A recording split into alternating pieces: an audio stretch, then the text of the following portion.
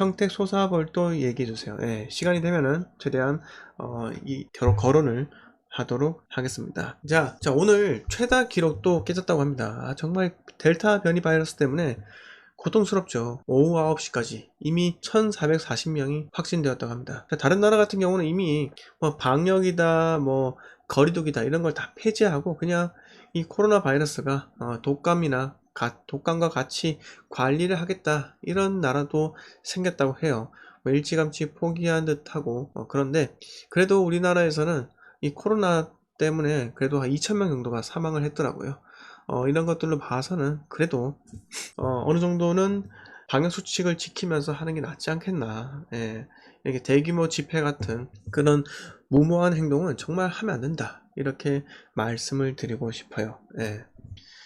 참 어렵네요. 예. 자, 다음 뉴스 하나 넘어갈까요? 자, 한샘 있잖아요. 한샘. 제가 이 뉴스를 갖고 온 이유가 한샘이 한샘 인테리어를 갖고 있습니다. 여러분들이 한샘 가구를 또 많이 애용을 하시잖아요. 그리고 부엌도 마찬가지로 여러분들이 한샘 가구를 집어넣기도 하죠. 예. 한샘으로 집안 전체를 다 한샘으로 또 꾸미기도 하고 이렇지 않습니까? 예. 근데 한샘이 이제 매각 협상에 돌입을 했다고 하는데 이 매각을 하는 이유가 자녀가 없어서가 아니에요. 마땅한 후계자 없고 몸값 뛴 지금이 매각이 적기라고 판단을 했기 때문이라고 합니다. 특히 현재 지금 조창걸 명예회장님께서 이제 15.45% 주식을 갖고 있고 뭐 태동 캐피탈 파트너스 국민연금 한샘드 뷰 연구재단 이렇게 주식을 지분 구조를 갖고 있는데요. 결국은 마땅한 후계자 없는 영향이 크다고 합니다.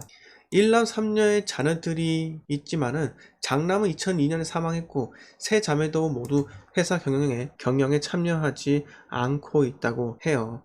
그 다음에 지금 현재 2년 반이 과거에 이제 매물로 나왔었는데 지금 다시 한샘이 나오면서 몸값이 엄청나게 뛰었다고 합니다. 그 이유는 정말 아이러니하게도 이 코로나 팬데믹 때문입니다.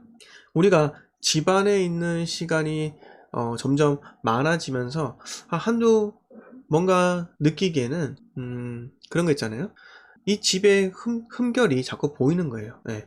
남자들 같은 경우는 그다지 눈에 띄지 않겠지만 여성분들 같은 경우는 눈썰미가 매우 좋기 때문에 이 도배가 뭔가 떨어졌다 또는 화장실을 좀 더 손보고 싶다 이런 식으로 해서 기존 집을 손보는 분들도 많을 거고요. 그리고 얼마 전까지 그런 게 있었잖아요.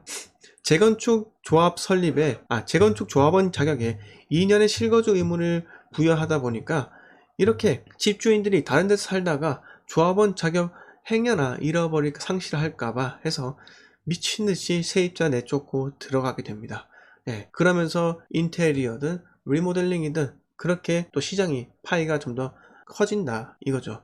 그러니까 이런 법이 결국은 특정 계층은 이익을 보는 구조라는 겁니다. 자, 제가 여러분들께 말씀드렸다시피 이 코로나 지원금 있잖아요. 이 천문학적인 코로나 지원금 결국은 우리가 뭐 카드로 받든 현금 바우처로 받든 간에 그게 과연 전반적인 사회 계층에 균등하게 흘러 들어갈까요? 자영업자들에게 균등하게 흘러 들어갈까요? 절대 그렇지 않습니다. 자, 우리가 1조 원의 예산을 쏟아부으면은 GDP는 고작 2천억 정도밖에 올라가지 않아요. 그 말이 뭐냐? 나머지 8천억은 없어진다 이거예요. 효과가 없다 이겁니다. 효과가 전혀 없다는 거죠. 그러면 실질적으로 여러분 코로나 사태가 2020년 초부터 한 1월부터 우리나라에 펼쳐졌잖아요. 한 2월부터인가 본격적으로. 그러면서 수많은 자영업자들이 문을 닫고 그 중에 일부만 살아남았습니다. 자, 여러분들께서 보는 돼지국밥집 있잖아요. 돼지국밥 또는 순대국밥집 일부만 살아남고 거기에 줄 서는 사람들이 어마어마해요. 어마어마합니다. 이게 무슨 말이냐면은 결국은 버틴 사람들, 이 사람들에게 또다시 이 지원금 같은 현금이 들어간다는 거예요. 그러면 코로나 지원금은 항상 특정 계층에게만 흘러 들어가는 거예요. 흘러 들어가는 겁니다. 그러면 그 지원금이 어디로 또 흘러 들어갈까요? 그분들이 벌어들인 매출, 네, 부동산으로 흘러 들어가는 거예요. 부동산으로. 주거용 부동산이든 상업용 부동산이든 1조라는 그 천문학적인 예산이 결국은 그 중에 8천억 정도만 그 중에 한 엄청난 포션 부분들이 어디로 흘러 들어갔냐? 부동산으로 흘러 들어간다는 거예요. 코로나 지원금이 흩어지기 때문에 부동산으로 흘러 들어가지 않는다고요? 말도 안 되는 소리죠. 아니 특정 계층이 흘러 들어간다니까요. 자, 작년에 코로나 지원금 어디에 사용했는지 보니까 대부분 학원비, 교육비를 썼다는 겁니다. 그러면 학원으로 가는 겁니다. 학원으로. 이게 여러분들께 그냥 묵시하고 간과할 문제가 아닌 거예요. 항상 정책에는 그런 부작용, 반대급부가 있는 겁니다. 그걸 우리는 잊지 말아야 합니다. 네. 다음 뉴스 넘어갈게요. 자, 한동 빠진 재건축, 명일도 삼익맨션 조합 설립 인가. 자, 제가 이 뉴스를 갖고 온 이유가 뭐냐면은, 자, 강동구 명일동에 삼익가든이라는 아파트가 있어요. 네. 그런데 의견 차이 좁히지 못하고 5동 재척에도 건축심의 조합 설립 통과 이렇게 되었다는 겁니다. 원래는 1984년에 준공된 이 명일동에 있는 삼익가든 아파트 있잖아요. 이건 10동의 768세대로 구성이 되었는데 반대를 하는 5동은 재해가 된 거예요. 재해가. 이 말이 뭐냐? 자, 재건축 아파트에는 이 소유자들이 다 같은 마음입니다. 원래는 무조건 우리 아파트 명품 아파트로 만들자, 새 아파트 살고 싶다, 이 똑같은 목적에서 만난 사람들인 거예요. 네. 그렇기 때문에 이 새 아파트를 받고 싶어하는 욕구가 강렬하기 때문에 이렇게 수익은 조금 낮아질 수 있으나 이 5동을 제외하고도 진행한다는 겁니다. 네. 이 말이 뭐냐? 재건축은 언제나 재건축은 어떻게든 간에 진행이 될 가능성이 매우 높다는 거죠. 네.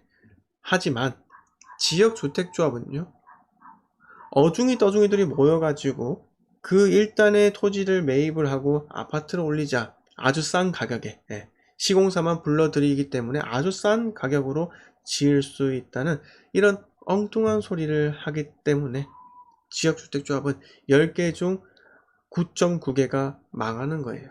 진행이 잘 안 되는 겁니다. 그 이유가 말씀드렸다시피 재개발과 재건축은 그 지역에 또는 그 아파트 단지에 뭔가 재산이 있어서 재산권을 행사할 수 있는 사람들이 모여서 만든 게 재건축 재개발 조합이에요.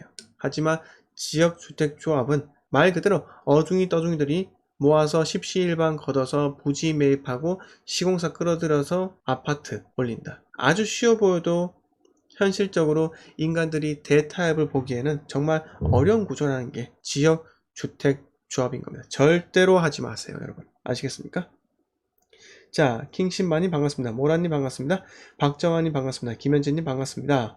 네, 스마일님 반갑습니다. 자, 오늘 좀 많이들 들어오시는데요. 좋아요 팍팍 눌러주세요. 자, 이제 대선이 코앞에 다가왔습니다. 여러분. 당장 내년 3월이면은 드디어 대통령 선거가 진행이 되죠. 네. 그래서 이제 여야 할 거 없이 그동안 이 정권에서 잘못한 점 대부분 뭡니까? 부동산이죠. 부동산. 예. 부동산이 대부분 잘못되었기 때문에 이 대권 잠룡들은 이제 부동산에 대해서 한마디씩 던지기 시작합니다. 자, 윤석열 임대차 3법으로 서민 고통, 최재형 측, 야, 경선 버스 탈 것. 자, 최재형이 누구냐? 감사원장인 거예요. 뭐 이분은 여러분들께서 이름을 모르시는 분들도 계시지만 지금 탄탄하게 스토리를 쌓아가고 있는 분입니다. 어떻게 보면은 윤석열 전 검찰총장 혼자서 나온다면은 뭔가 흥행이 약간 부족할 수도 있어요.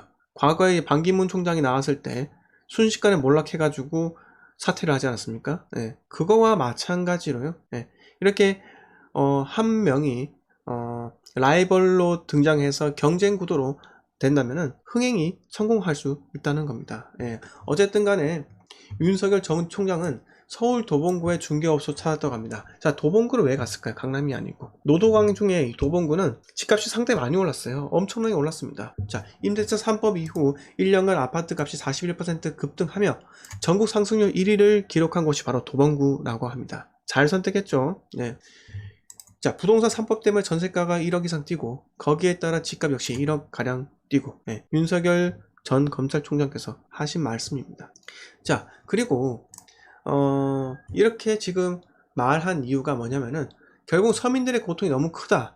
여러분들께서 알다시피 경기도 일산은 원래 집값이 쌌는데 경기도 일산 또 집값이 너무 뛰어가지고요. 지금 서민들이 계속해서 내쫓기고 있어요. 네. 이런 것들을 지금 누군가는 어루만져 줘야 되는데 어루만져 줄 사람들은 아무 데나 없죠. 왜? 이제 임기 얼마 남지 않았는데 한시적으로 뭘 더 할 수 있겠습니까? 뭘 더 할 수 있겠습니까? 국민들의 눈치를 보기도 바쁜데 말이죠. 네. 그래서 이 재건축 실거주 2년의 그 의무 요건 안 한다고 하지 않았습니까? 네. 싹 그냥 손바닥 뒤집듯이 네. 후라이팬에 계란 후라이 그냥 탁 뒤집듯이. 물론 그 부침개 있잖아요. 네.